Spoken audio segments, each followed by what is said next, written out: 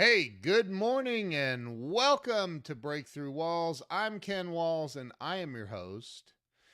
And today I have a guy on the show by the name of Dr. Jeff Radford.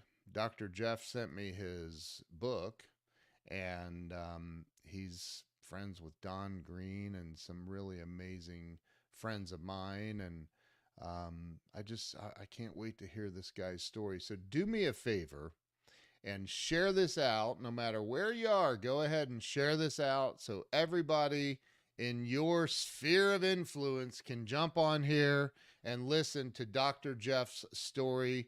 So share it out and we will be right back. See you in a minute.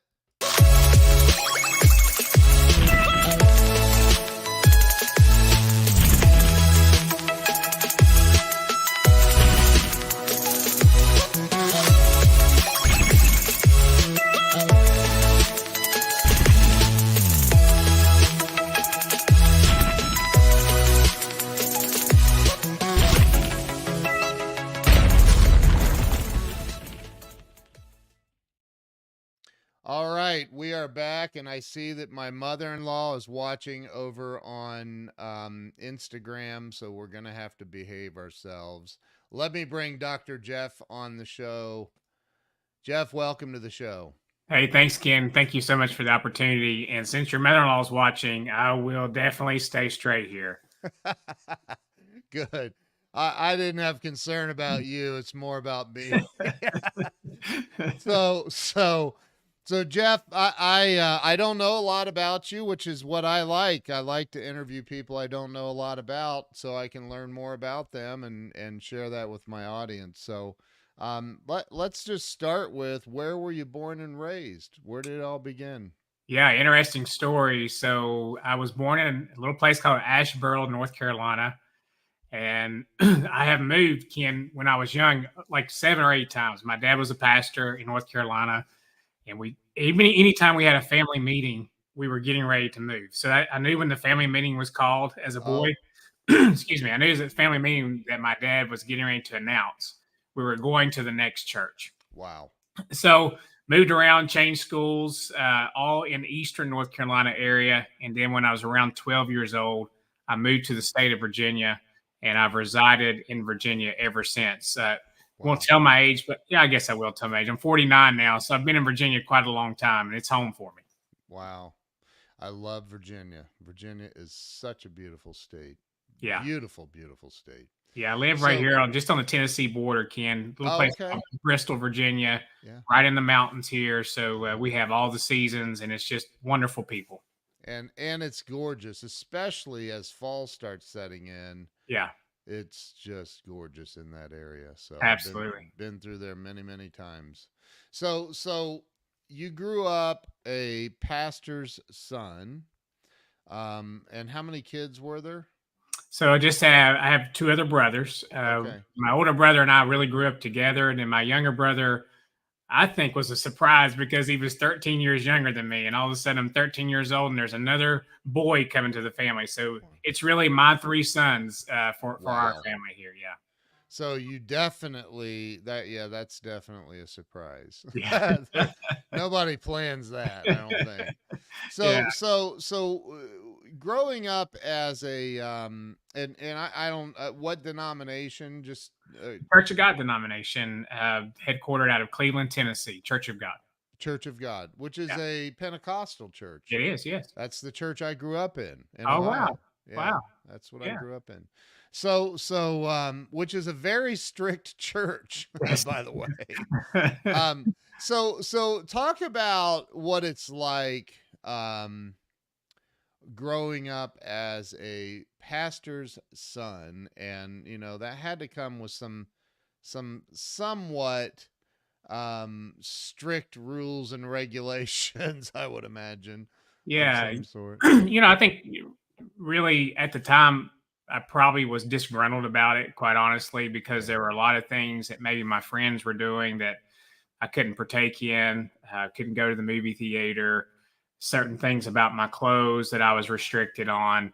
I think, and plus every eye's on you, right? So you're part of the pastor's home. Yep. And if you act out, the church people know about it, and they start to even maybe question about the ability of your own dad to be the leader of the church if you can't lead your own home.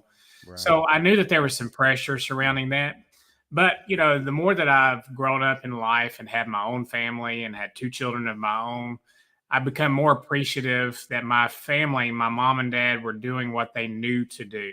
And that was they gave me a loving surrounding. They were trying to help guide me through life with the best that they knew. And so I've appreciated that strict lifestyle even more. I may be more relaxed, obviously, as an adult than maybe they were, but Yeah. that's what they knew. And I knew that they did it out of love, which was a great place and something we'll talk about today. So when you, I, so I knew some kids growing up. I didn't say I was a good church member because I definitely was. We'd get on the church bus and then get to the church and sneak out the back door and skip church and go to the local stores and stuff. But we won't talk about that anyway.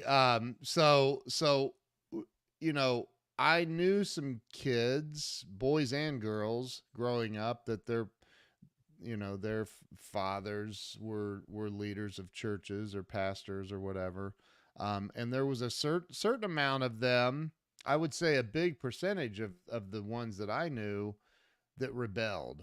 Hmm. They kind of rebelled as teenagers. Did you ever find yourself doing that? Not necessarily. I think Okay. obviously there were things I had questions about, and can I say that I lived the best lifestyle according to the rules my mom and dad gave me? No, I mean transparently, no. Yeah. I was curious as well, growing up as a teenager. Yeah. However, I never did leave the foundation of what they taught me, Right. and never went to like a far corner of rebellion by any means. And currently, Ken, I'm an assistant pastor in a Church of God. Right. I work in healthcare primarily, but I continue in the church and serve in the church. It's very important to me to do that. It's a part of my life, and Right. so I'm just so appreciative of that. So even though there was some curiosity surrounding it, I still live by God's grace, and He has been so faithful and good to me. So I'm very appreciative of how I grew up. That I, is I so could have done amazing. some less moving. I will be honest with you there, but, Right.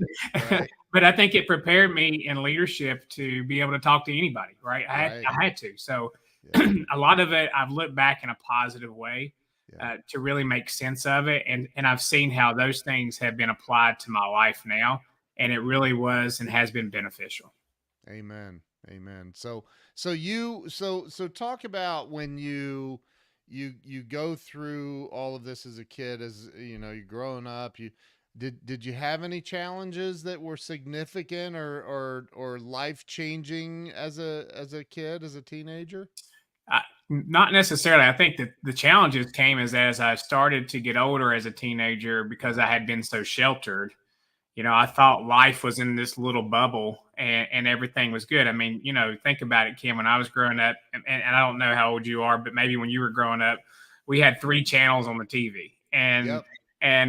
my dad would I'm older than you are, Jeff. So my dad would say when I was turning the antenna outside, he would let me know when the signal was coming into the best. So been there, done that. Yep. right, so Yep. so very sheltered, and this Yep. is what life is like.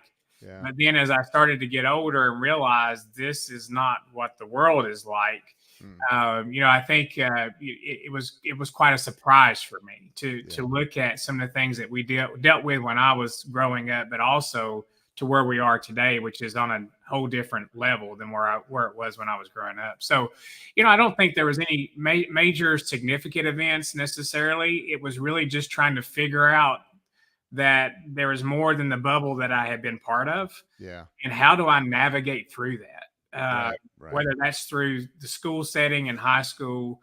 I was bullied as a in high school, so I had to deal with that, and this didn't even talk about it because I was fearful of the Yeah. person that was not only just me. There was other students that he would just be mean and aggressive to. So I had to figure out how do I navigate that. So a lot of that was internal navigation for my own self, which again has been beneficial as I've grown up through life. Is sometimes just having to navigate on my own without really Yeah. reaching out to people. Right. Right. So when you graduated from high school, where did you go from? Did you go right into college? I did, yeah. Okay. So my mom and dad went to another church, Oh, and I had I had 2 months left to graduate high school, and they were moving to another church. wow. And I said, I'm staying. And so I Yeah. finished high school out to where I was in a little town called Big Stone Gap, Virginia.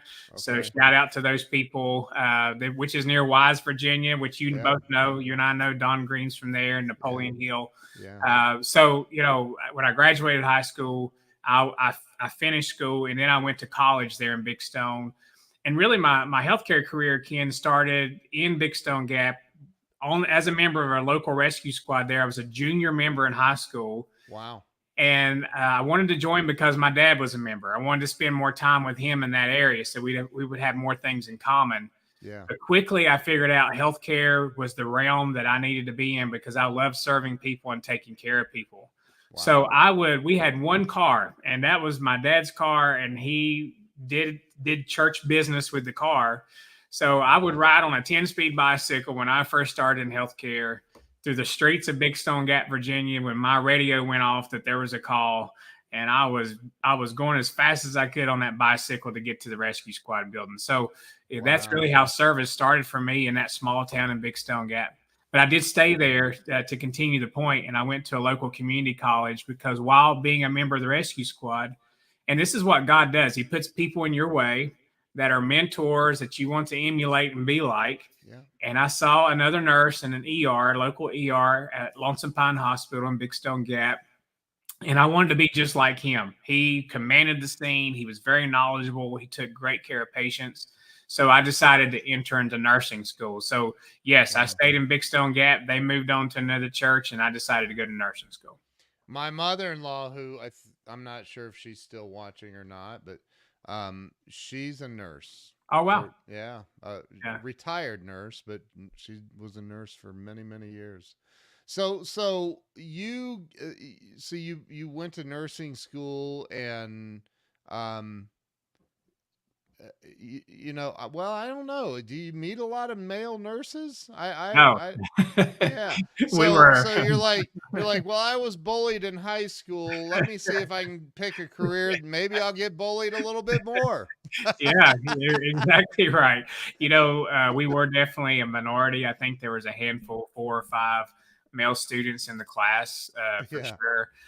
But I'll tell you, this is where I started getting really into that persistence and tenacity and what that was all about, Ken, because number one, we were a minority Yeah. in that. When I first applied to nursing school and took the entrance exam, I didn't get into nursing school, but I knew that that was what I wanted to do, and I had a passion to be in that realm of healthcare. So I started doing my undergrad classes that were part of the program, but not actually the nursing classes. I finished those classes, and then I took the entrance exam again, and I got in, but then it was another year. So Wow. what was supposed to be a 2-year degree was a 4-year program for me, but I kept on class after class, going Yeah. after the goal and really working hard to obtain my nursing degree and then nursing Wow. license. So yeah, there were some obstacles surrounding that for sure. Yeah. Trying to get into the program, being a minority, Yeah. but I knew that's exactly what I wanted to do. And I've learned in life that if you put your energy into it and that's your desire and Yeah. your purpose and you go after it, then you're going to finish it. So I did that after 4 years, was able to finish that 2-year degree. That's awesome. And by the way, Grammy is what we call her Grammy. She's still watching. Oh, Grammy, thank you for your service, Grammy, in healthcare. It's Yeah. definitely it's a service for sure. Well, we have a 14-year-old daughter, so she's still a nurse a lot, quite often. We Yeah. call her, "Hey, this is Yeah. what's What do you going on." do? Yeah. So you became a nurse Yeah, and RN, I'm assuming yeah, RN. that's right. And where did you go from there? What did you I didn't go where I wanted to go, so that Oh, I wanted to where'd be. you want to go? Yeah, I wanted to be in the ICU, the ER. I was that young guy wanting to save those Yeah. lives and be in Yeah. that high acuity type medicine and Yeah. care. Yeah. And back in those days when I graduated, the local ICUs and ERs were not hiring new graduates. And so my nursing instructors have kind of kidded me through school that You need to start on the med surge floor. And that's where you're going to get your best foundation of patients and learn from that. And I said, I don't want to go to med surge. I want to go to ICU and I want to go to ER. That's where I'm supposed to be. Right, right, But when right, nobody's hiring, Ken, I bet you go where you need to go, right? right, And right. so I picked up a job on med surge on midnight shift, starting out and started to work that. And really, what my instructors had poured into me, it was the right place for me because I started to learn a great foundation of how to prepare for and take care of patients that were going through different types of sickness and things that they were dealing with, or whether it was surgery recovery or things like that. So Yeah, I stayed in the med surge department for about a year and a half, and ended up transitioning though to day shift because I got off that night shift as quick as I could, yeah. but transitioned to day shift, and it was such a beneficial position, and that's really where I got first exposure to leadership as well. I was promoted at that point in time to a charge nurse while I was working the med surge floor. Okay. So where did things go? Did you stay in that? Was it in a hospital? I Yeah, assume. in a hospital, the same hospital, and that's one of the things that's great about healthcare is there's so many facets to it that you can try to find where your niche is. So I then transferred into the operating room in the same hospital, and I worked in the operating room as a circulating nurse and sometimes as a scrub tech to help the surgeon on those cases. And I Yeah, will say, out of healthcare, that was one of my favorite nursing areas was the operating room. It was great to be part of that environment. I was also working on my education at that time as well. So I would work in the operating room. I would have call at night, come back into the hospital and work call. yeah, Plus, I was working on my bachelor's degree as well. So I was in school. I was married at the time. So there was a wow. lot going on. But it's that thing again, you put the energy into it and the Yep, work, and you have the purpose and you go after it. yeah. But that operating room was really a blessing for me because I learned a lot being around the surgeons and other nursing staff and just another facet of healthcare. Grammy says, I love being a nurse. I started on med surge too, then went to labor and delivery. And Oh, that's, wow. she stayed in labor and delivery, I think, Okay. most Yeah. of her career. Yeah. So that, and for those just joining, that Grammy is my mother-in-law, so be nice to her. She literally stepped off of God's right hand into this world. I'm That's not great. kidding. She's an That's great. amazing, amazing woman. And she's So supporting you, Ken, watching our program today. I know, right? I Yeah. know. She's stalking me, one of the two. I'm kidding. So how long was this, and are you still in nursing, or are you are Yeah, you no, that's great. So I can give you just a summary of things Yeah. that I've done to get to where I am now, if that's Yeah. okay. Yeah. Yeah. Yeah, so I was in the operating room, and then I wanted to look at other opportunities. I had just finished or had been working on my bachelor's degree, as I talked about. Right. And so then I decided to go into the case management side of how do we work on the utilization review and understand that part of operations. So while in that role at the same hospital, by the way, I continued to work on my education. At first, I thought I wanted to be a doctor of medicine. And another case manager and I had this goal together, said, we're going to go to medical school. And he had some classes ahead of me. And so there were some classes I needed to take. And due to a variety of reasons, I just told him to go on, and I was going to look at what other facets of healthcare I could get into. And the calling of leadership was still there for me. So I decided to go get my master's degree in business administration. And the Wow. way things work in our lives is that there are people who are put in our paths that a surgeon I worked with in the OR all of a sudden needed someone to come manage his orthopedic practice. Right. And he knew I was working on leadership. And he said, hey, would you be interested in an opportunity to manage my practice? And so that's how I got into leadership. I went over from the hospital on the same campus and managed an orthopedic practice as really my first like outside the hospital type leadership role. And I Wow. had 14 full-time employees, and I was green as could be, and I didn't know what I was doing. But influence and servanthood is all part of leadership, and I Yeah. quickly figured out by some of the things we'll talk about today that I just valued people, and I So, learned the operations part of it. so you became a practice manager I did, yeah, for an orthopedic. for what kind of a doctor? Orthopedic? Yeah, yeah, Okay. yeah. Um What's funny is I've been in marketing for a long time. My wife and I both, and I've done a lot of medical practice marketing and website development. And how do I say this? Most that I've dealt with in medical practice management are not as humble as you are. They won't admit that they don't know things. They want everybody to think they know everything, they got the answer to everything, and I that's got just you. not the case. You have some humility. I wish you would have been the manager of some of the practices I've dealt with, but Oh wow, um, yeah, so as and that's a big role, actually, like a medical practice manager. That's a big role yeah. in the medical world. So how, when you keep interjecting the leadership stuff, and share with the audience what that means. Like, you're learning all this leadership stuff. You're obviously a leader in the practice. You answer to one guy, and that's the doctor. Um, how did that go for you? Yeah, yeah. I think what was interesting when I first got that job, there was a comment made that I was too nice for the position, Yeah, which is interesting because you kind of talk about the humility that you've picked up on. yeah, yeah, That I was too nice for the position. And what I can say, Ken, is that really, as we go through this hour together, we're going to talk about valuing people. And that's really what I'm passionate about. yeah, So I took that opportunity with 14 people that I was responsible for to listen to them and actually provide value to them, to show them that they were valued to the organization. yeah, And from that, the practice started to grow. We had committed team members there, and they were phenomenal people to work with.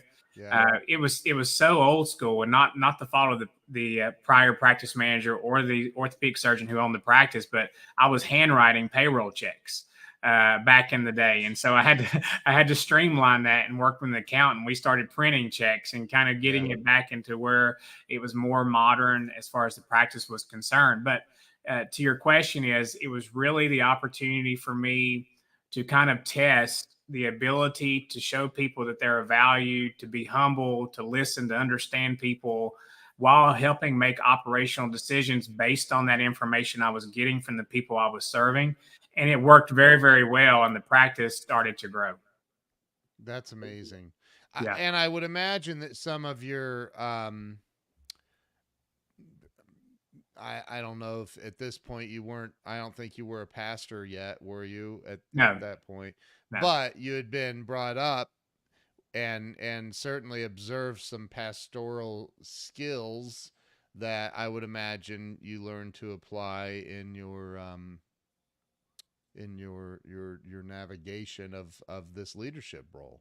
Yeah, it definitely was a part of it, and I think it was while I was actually working at the orthopedic practice, I was called to the ministry, Wow. and served my church in Wow. Big Stone Gap, Virginia, at the time. So it all was playing together in Yeah. regards to just how do I serve other people, and Right. in whatever facet it is in.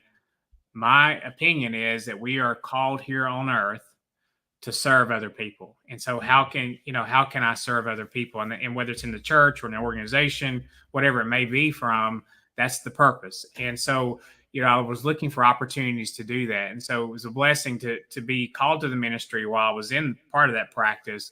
But really just taking those skill sets that I observed from different leaders, not only from my dad, who had opportunities to grow and become better, from Right. people that I worked with on the nursing unit, from the operating room, from case management, from CEOs I worked under. Yeah. I observe all those things, and then I start to put together how I think it's best effective to communicate and influence other people. That's amazing. It's Yeah. amazing. So how long did you stay with that practice, or are you still with it? And no, I stayed with that practice, if I recall, about 2 to 3 years, and then unfortunately, both two of the orthopedic surgeons, it was a three orthopedic surgeon practice, left for a variety of reasons, and so that was my first part of a workforce reduction I'd ever been part of. So Wow. I actually lost my position there as the practice manager, as well as some other people did as well. The practice had to scale down majorly, but Yeah. then I just walked across the parking lot, Ken, and went back to the hospital that I was part of as a nurse. Right. and I was able to obtain an administrative role in the C-suite there as administrative director of support services, and I supported about 5 to 6 departments within that same hospital. So the hospital that I started at as a nurse on med surg on night Right. shift, I'm now working in administration and helping influence 6 departments for that hospital. That's incredible. Yeah, yeah, That's pretty cool. yeah, So where okay, so where did because I in your bio that you sent me, it said that you were eventually you had 9 hospitals, I believe it was yeah. that That's you, correct. so talk about so you start there. Did you eventually become the hospital administrator there? Yeah, so I'll tell you that story just very And quickly. and talk about where the doctor part came in. Like Yeah, you're still a nurse. Now, yeah, now there's still a a nurse. DR in front of your name now. Yeah, master's degree, and then going to my doctoral program through Regent University out there at Virginia Beach, Wow. and studying strategic leadership was my theme that I was going after. And my second workforce reduction came. So the hospital I worked for got acquired by a company in a joint venture type partnership. Yeah. And then eventually I was part of a workforce reduction. And so then I found my current company, which is Select Medical, a phenomenal company. I've been with them for 15 years now. Wow. And I started there as a chief nursing officer. So I was hired on as a chief nursing officer. And from that, Ken, I've been very blessed with the company because I was a CNO for 3.5 years, promoted to a regional CNO where I supported almost 21 hospitals, around 21 hospitals for the company Jeez. at one time for about 2.5 years. But I really wanted to get back into the operations side because I enjoyed it. And the luxury that I had with the company that I work for is that there is such a patient centric focus from my company that even in operations, you still have the ability to be at the bedside and interact with the patients and their families. So I became CEO of the hospital that I started at as CNO here in Bristol, in the Tennessee location, Bristol, Tennessee. Wow. I was in that role for a few years and then promoted to regional CEO, where I had 5 hospitals. And then after that, I was promoted to regional vice president, which is current role that I'm in for a little over 2 years, where I support the operations of 9 hospitals for my company. My goodness. Wow. I'm That's blessed. a that's a climb up the ladder right there. Yeah. Holy mackerel. So, congratulations on that journey. And you still seem to be a nice guy even going through all of that. Yeah. I the think that, the yeah, journey, like sometimes that can make you a little jaded going through sure. all of that stuff. It's all mindset, really. And I Yeah. still hang on to the roots of my upbringing.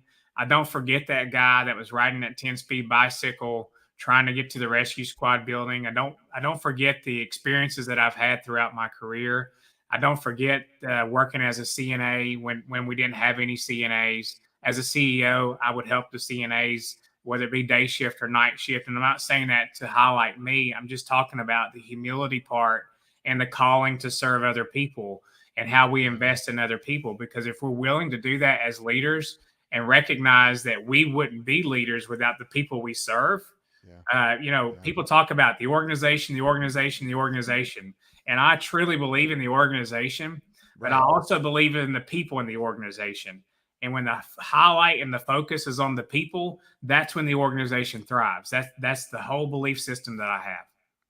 My one of my dearest friends and a client of mine, his father's the founder of Little Giant Ladders, if you've Hmm. ever heard of it.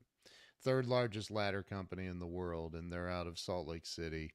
And his dad, who has passed away, but his Doug's dad had a saying that, um, and I'm gonna butcher it. I better not try. Maybe if my wife is watching, she helped with the book. But the it's basically, if you build the man, that's how you build the company. Basically, Uh, that's the key to success, is building the individual people on your team, and the sure. success of the company follows. And it sounds like that's what you subscribe to. Yeah, absolutely. It's really about it. And have I always subscribed to that? Or there been times in my leadership career where I've made a mistake? I think we all can say we make mistakes in life. for Yes. sure. Yeah. But I don't think that the person that we've been talking about earlier in your show, I don't think that I've changed tremendously from the value set that I have, from the Yeah. ability to care about people and to invest in people. I think I've become more decisive. I know how to get information more than what I did early on in my career. I Yeah. know when there's times where you invest in people and you realize it's not working out, and you've got to think about the organization and the health of the organization. I understand that as well. So I think there's times where I talk about you have to be merciful to the organization. But really, at the end of the day, I still feel like I'm the same Jeff. I just think I've matured and grown into my role, and I Yeah. understand more about healthcare and how it operates. Yeah. Well, and I think that that's, people need, there's the saying is, people, what's the quote? People will rarely remember what you said, but they'll always remember how you made them feel. Yeah. And I think that that's so important, especially when you're dealing with, I don't know how many hundreds or thousands of employees are in these hospitals that you're, um, running part of the leadership team, whatever the title is. But, you know, you're dealing with individual people that have Right. individual problems and individual. Oh, here it is. I knew my wife would come through. Look at that. There she is. If you concentrate on building a business and not the man, you will not succeed. But Mm, if you concentrate on building the man, you will achieve both. that's powerful. Yeah. Isn't that powerful? That is powerful. Yeah. It's from Yeah. the book Giant Success. I highly recommend it. It's a Yeah. beautiful, beautiful book. That's great. Um, and my wife helped Doug Wing write that book, so Oh, it's wow. an amazing book. Yeah. So, but when you're dealing with, like, give me a real life example along your path of somebody whose world was falling apart, and you had to intervene and help them get refocused on, because we've all dealt with that, where we're dealing with people and you've got a business to run. I've been an entrepreneur my entire adult life. You've got a business to run, but people bring their individual problems to work and cause chaos and problems within the organization. You've seen it. I mean, unless you're blind. I'm kidding. You've Yeah. had to have seen that and dealt with that. So what are some of the things that you've done to help people, correct things going on in their life? I just said this 2 days ago to a client of mine. I said, "Look, there's no, people say, well, there's a difference between professional and personal." And I said, "No, there's actually not." I disagree with that statement. I Sure. don't think I think if you have personal issues going on in your life or internally, you're going to affect your job, your career, your work, your business, whatever it is. So, talk Sure. about some of the ways that you have faced that and dealt with it. Yeah, let's get real. Life happens.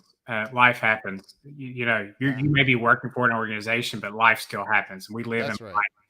And so, whether it be somebody who's gotten an unexpected phone call from a physician to where they've got a major illness that they're facing, and you really work with that team member to say, what do you need from me? How much time do you need off? And the constraints of what we're allowed to give off, of course. But it's being sympathetic to that, going to a doctor's appointment, making sure that they get there so they're not worried about their job, but getting to the doctor's appointment. Or they have a death in their family, whether it be a spouse or someone very, very close to them, to really be sympathetic to that area. I've gone to funeral homes of some of my team members when they've had a significant death of somebody very close to them. I think it's important to show that value to other people. Different things like that. So health issues, whether there's health issues with the family or childcare issues, we try to work through people as much as we can. So Yeah. being sympathetic to that life occurs outside of the organization, and you're trying to work with them to say, I care about you.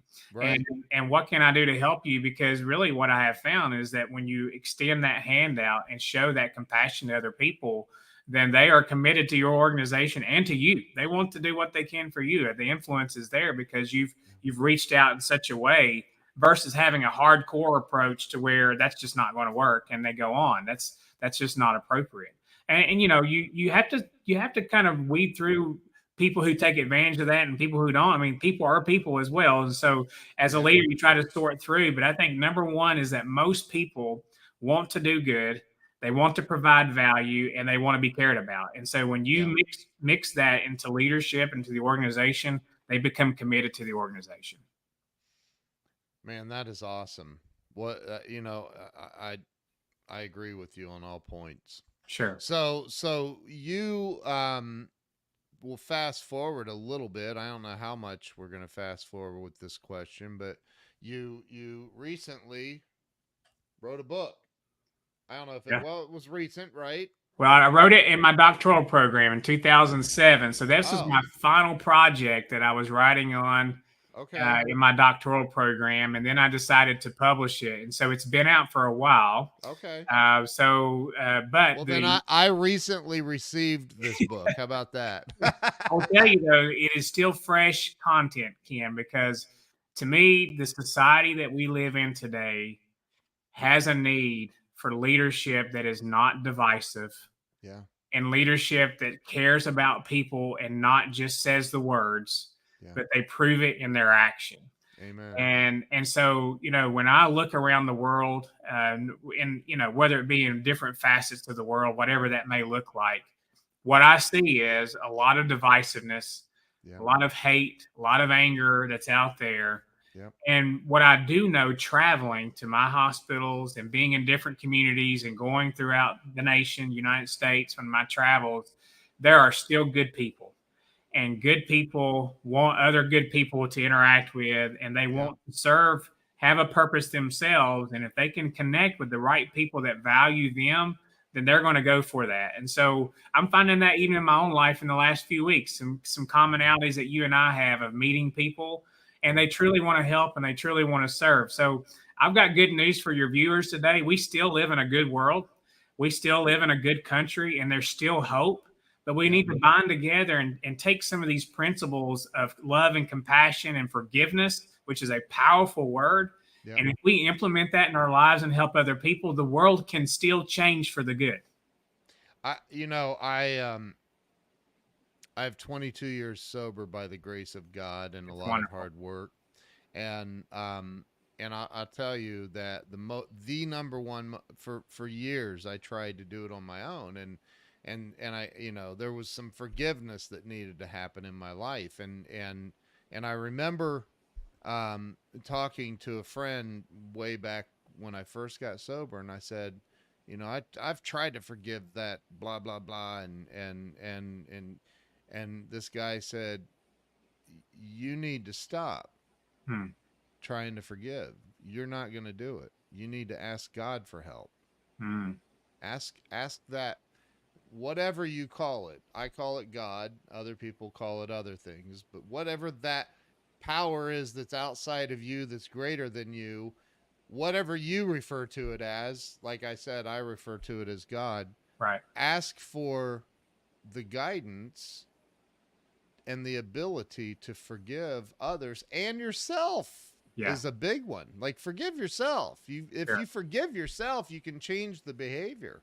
Right. But so talk a little bit about that, how you've had to help people, because you have to, like, especially as a pastor, you have to be in the place of teaching people to forgive.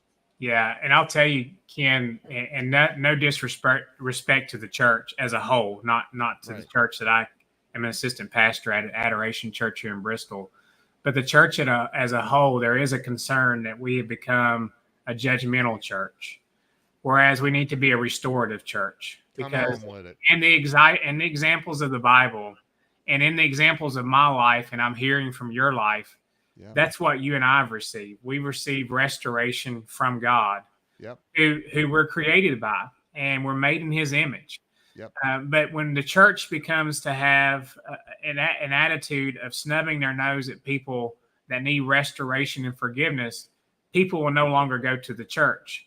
And church people within the church will no longer be transparent about what they're struggling with, which causes them to go further in the areas that they're struggling with. I recently talked to my mentor, Dr. Becker, at Regent University. I was up there for a conference, speaking at a conference, and he and I were talking about it, and he said, Jeff, I really think Merciful Leadership is so needed in the church, because we have pastors who are called to preach but not trained to be leaders.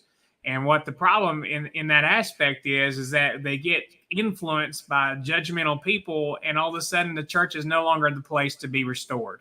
Yep. And we've got to get the church back through actions and through the things I'm talking about, like love and compassion and forgiveness, which is the secret sauce, I call it, of merciful leadership. If we can forgive other people and show that value, that's the examples of God over and over and over in our country, in our world, and in ourselves. And if I've experienced that, why shouldn't I offer that to other people? Amen. It reminds me of Zig Ziglar. I'll never forget him says, he says, yeah, I'm talking to this old boy, and he says, Zig, I ain't coming down there to that church. It's filled with nothing but a bunch of hypocrites. He said, and I looked at him, I said, well, come on down. We got room for one more. One more. Right.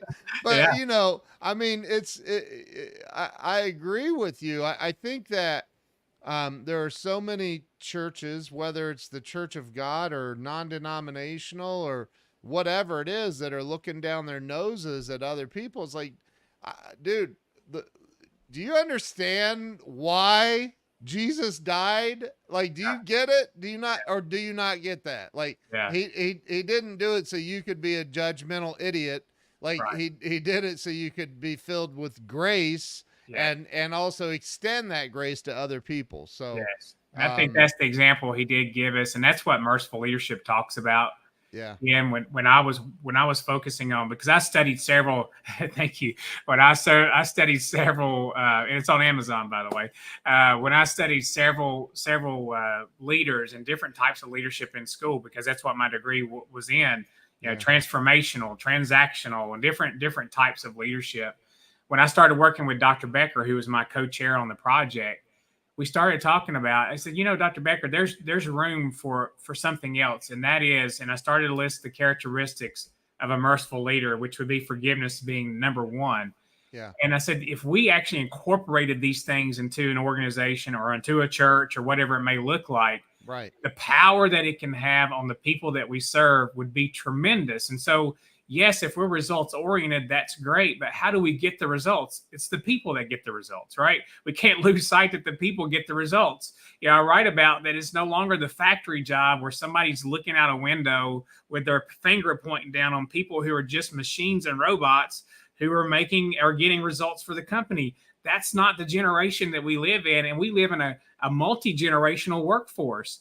And so how do we value each generation and bring those people together? And I think it's through this concept of merciful leadership where we show it ourselves as leader and extend it. Because if I show it to the leaders I serve and the CEOs that I've influenced, my goal is that that's going to spread to their departments and then their team members. And it just continues. It's a continual effect. But if I'm not that, I'm that transactional kind of autocratic kind of boss, that's also going to be an example to other people. And that's not what I desire in my current job. And that's why I'm trying to get the message out there, Ken, that there is power in the valuing of people for sure. I agree.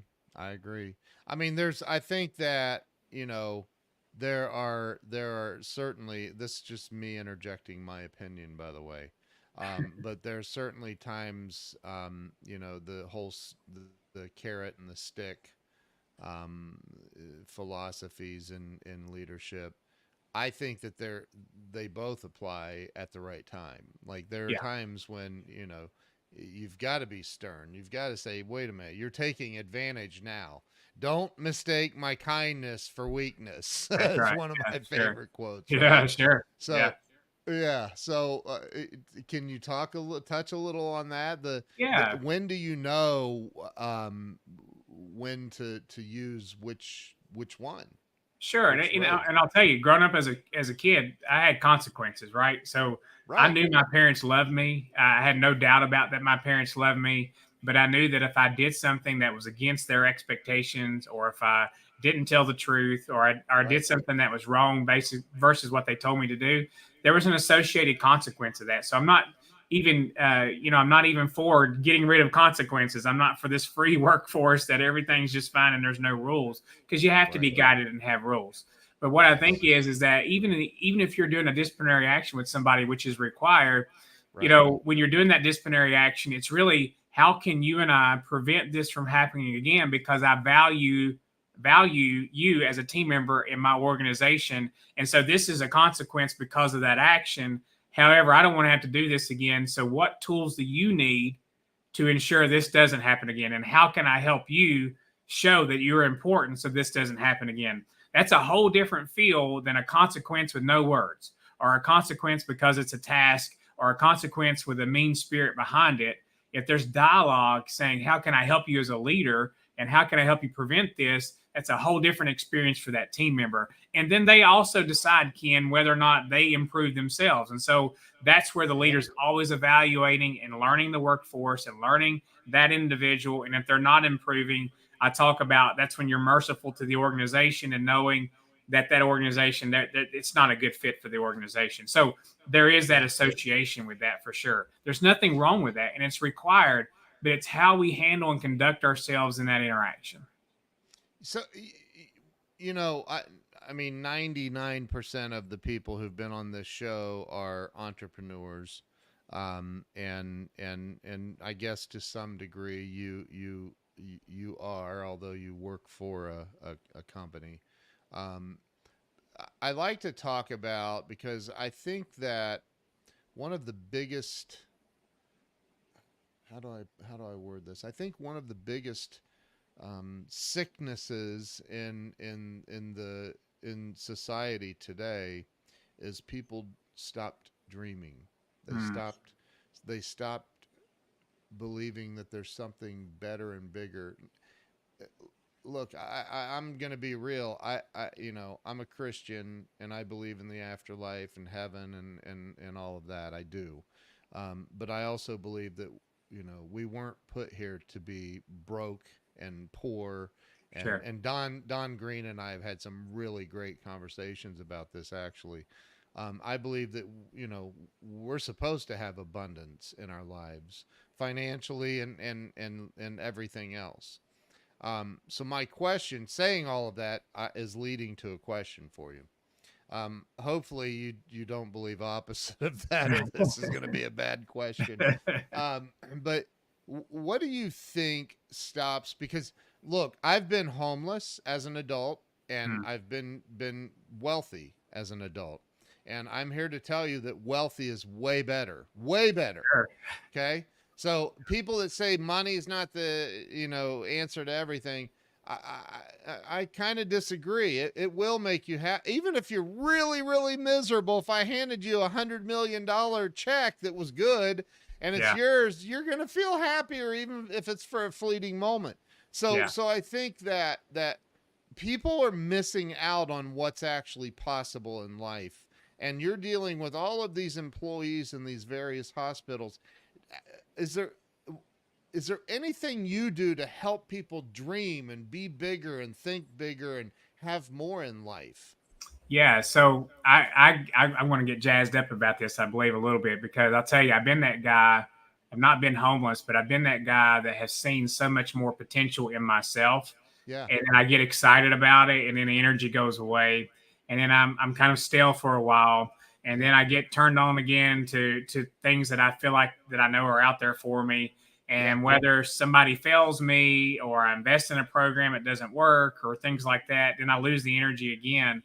But really, what I've been doing lately in the last several weeks is really kind of feeding my own mind on the importance of mindset. Because what I want people who are watching this to realize is that when you were born into this earth, you were born with a design purpose. And people don't often realize that, because whether it be circumstances through their families that have been rough, whether it be relationships that have been rough, those type of things, they don't realize that they were actually put here for a purpose and a reason. And then it's our goal to really define what that is, and things that I've learned about. What are you passionate about? I love watching people that I serve who tell me that they're interested in promotions or interested in this job, and then using the ability and influence that I have to be able to help move them towards what their goal is, and to see people grow in their own careers and their own selves. I love doing that. I love teaching people about mindset, because it's something that I live. It's not something that's just a fluff to teach other people. When I'm dealing with it with myself and I'm finding ways to overcome it with myself, then that makes it even more real to give to other people to say, here's what I've done. I wake up in the morning and I have certain things that I'm affirming to myself. I try to find positive quotes that I give into myself. So when I feed my mind more of the positive things and things that I'm finding that's working versus having the, oh, woe is me type attitude that a lot of people have, life is so much more better, Ken. And even if you're going through a bad circumstance and you continue to do that, you find yourself getting out of that so much better. And then faith is a big part for me as well. And praying to God, who I know cares about me, and knowing that he's walking in this journey with me because he created me, he designed my purpose. And so when I'm saying to him, I want to be a speaker, or I want to be this, or I want to be that, and things come into fruition in my life, I know he cares about what I want. So there's going to be life things that happen to us, but knowing that I'm walking with my creator and knowing that he has my best interest in sight, that's what I used to encourage other people. You are designed, you're here for a purpose, and mindset a lot of people deal with. So you're not just by yourself. Oh, you're not the woe is me, and nobody else has ever had that happen. There are a lot of woe is me out there, but people have found ways to feed the positive in themselves and then realize that they are designed for something great. Amen. I agree. I because I'm huge on this, and I always tell people, pray for God's will. Don't ask God to, like, I just think, God has it. Like, he knows already. Like, he's got it. I don't need to beg him to change his mind. Sure. No, absolutely. I think that's just silly to even think that that's a possibility. Yeah. So, you pray for God's will. It's good. It's what's supposed to happen. And so I love everything that you're saying. Before we wrap all this up, I want to say, first off, go get a copy of this book. It's not a huge book. It's an easy read. Mercy Leader, Transforming People with Mercy by Dr. Jeff Radford. Do you have a copy of it there that you can hold up? Yes. So here, I'll give you full screen so you can show it to people. Yeah, absolutely. And so that's the book. So make sure you go. Where is there a website or anything, Jeff? They can visit my website at drjeffradford.com. I'm currently working with someone to continue to improve that experience. But everybody loves Amazon, so they can definitely find Mercy Leader on Amazon for sure. It's available there. And I'd love I see the website there. I'd love for you to email me if you want to contact me and have further discussion. And that's at drjeffradford@gmail.com as well. So send me an email, look me up on the website. If you feel led to buy the book, then I'd be more than happy to talk to you about that as well. And you see my social media, I'm on Facebook, LinkedIn, Instagram, like all of us are. But look me up at Jeff Radford. I'd love to communicate with you. It's just me. I don't have anybody else communicating. When you reach out to me, I'll reach back out to you because I love that interaction with people. What would you tell everybody? Pretend for a minute. And Grammy Jan, her name's Janet. She says, "Great interview with a big heart." So before we wrap up here, I want you to pretend for a moment that you have a microphone in your hand and you're talking to all 8 billion people on planet Earth at one time. And there's a lot of insanity going on, not just in the United States, but around the world. There's some bad, nefarious people and bad things happening. What would you say to all 8 billion people at one time to give them hope? Yeah. No, that thank you for the opportunity, Ken. And what I would say to you is that there is hope. That don't let the diversity, division, hate, and anger define who you are. And if you tap into who you are, which is you're not designed to be angry, you're not designed to hate, you're not designed to do evil, that's not your purpose. if you actually tap into who you are and the design for you, that is, we should love one another. Martin Luther King Jr. says this: whom you want to change, you must first love. That's the basic. And so if we incorporated love in our life and be kinder to people, that would go a tremendous way to change the world. If you're tired of the way the world is, which I am, I'm not happy with the state of the world, the state of our country. I'm not happy with that. And so I'm on this mission, and I hope you would join me on this mission to show people that they're cared about. And I want to tell you that you're cared about. Even right now, if you don't feel like you're cared about, I want to tell you, I don't know your name, but I care about you. There's somebody in this planet out of that 8 billion people that you're listening to right now that cares about you, because I do. I care about you. And I want to see you do the best that you can do. And so if we incorporate more care and more love and compassion and forgiveness, which is huge, into this world, it does not have to be this way. So don't let the circumstances around you and around the world define who you are, because that's not who you are. Change the world. Come with me, come with Ken, come with other people, and change the world and make it a better place to live, because it can be. I agree. Amen again. And the whole church said, Amen. Amen. I love it, man. That's beautiful. You got to start with you. Start with You you, got to and start then with go you. out and show compassion and Yeah. love for others. So I love I that. think people too, Ken, just to add to that, people have to stop letting other people define them. Yeah, Right? I agree. When you don't even Yeah. know why you go to work, you have this idea of just to support your family, but you have no goals and dreams. That's not you. That's not who you are. Or when other people say you can't do it and you just stop, but you're still passionate about it, that's not who you are. So don't let people define you, and don't let this world define you. You go define the world and define your circumstances, because you have the power within inside of you. Amen. I agree. Listen to the Let's guy. He go for the knows what he's second hour. I talking mean, I'm about. ready. Let's go for the second Yeah, hour. let's go. That's funny. Dr. Jeff Radford, I so appreciate you, your energy, bringing your wisdom to the audience here. Thank you so much. I really appreciate you coming on today and sharing. Everybody watching, go to drjeffradford.com. I'm sure the book is linked on there. If it's not, just go to Amazon and look up Mercy Leader by Dr. Jeff Radford, and you'll find it there, and grab a copy of it. And thank you all for watching and sharing. And if you shared this out, there's extra bonus points for you somewhere. I don't know where, but and if you didn't, you there's still time for you to redeem yourself and go Yes. ahead and share this out. So thank you very much. And my wife is watching. She says, great interview. Thank you, Dr. Jeff. Thank We you. appreciate you. We appreciate the work that you're doing and who you are. Thank you. Thank you. Thank you, Ken. Thank you, everybody, for watching and your support. Yeah. So I'm going to end the live stream, but Dr. Jeff, stay with me.